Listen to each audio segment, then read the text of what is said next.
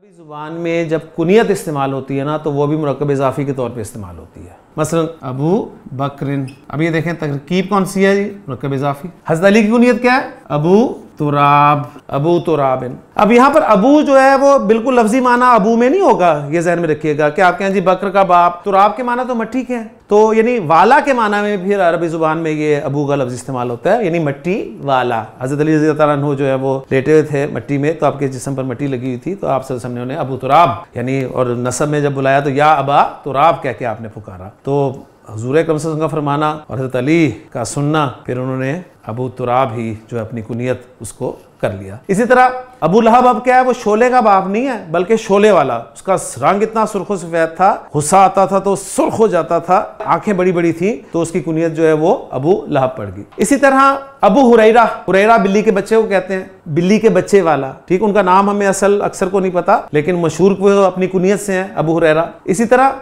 उम्मु जमील, ये भी जमील नाम का कोई बेटा नहीं था अबू लहब की बीवी का, लेकिन चूंकि खूबसूरत औरत थी इसलिए उसकी कुनियत जो है वो उम्मे जमील पड़ गई। तो कुनियत के लिए भी जो है मुरक्कब इज़ाफ़ी अरबी ज़ुबान में इस्तेमाल होता है। इसी तरह हमने पढ़ा है मुसाफिर के लिए कुरान में लफ्ज़ इब्नुस सबील, रास्ते का बेटा तर्जुमा नहीं होगा यानी मुसाफिर होगा। इसी तरह उम्मु कुलसूम कुनियत है, फिर अबू हनीफा रहमहुल्लाह कुनियत है। अब ये यानी कुनियत में भी मुरक्कब इज़ाफ़ी का इस्तेमाल होता है। और आखिरी बात जो मैं आपके साथ शेयर करना चाहता हूँ मुरक्कब इज़ाफ़ी के हवाले से, वो ये है कि अरबी ज़ुबान में जब हम सुपरलेटिव डिग्री इस्तेमाल करते हैं ना, तो आपको पता है कंपैरेटिव या सुपरलेटिव डिग्री के लिए अरबी ज़ुबान में एक ही वज़न है, वो है अफ़अल का वज़न। अफ़अल का वज़न जब कंपैरेटिव डिग्री में इस्तेमाल होगा तो मिन के साथ इस्तेमाल होगा। यानी मैं कहता हूँ कि ज़ैदुन अकबरू मिन हामिदिन, जैद हामिद से बड़ा है। लेकिन जब हम सुपरलेटिव डिग्री के तौर पे इस्तेमाल करना चाहेंगे तो फिर हम इस अफ़अल के लफ्ज़ को यानी अफ़अल तफ़ज़ील के लफ्ज़ को, इस वज़न को हम मुरक्कब इज़ाफ़ी में इस्तेमाल करेंगे।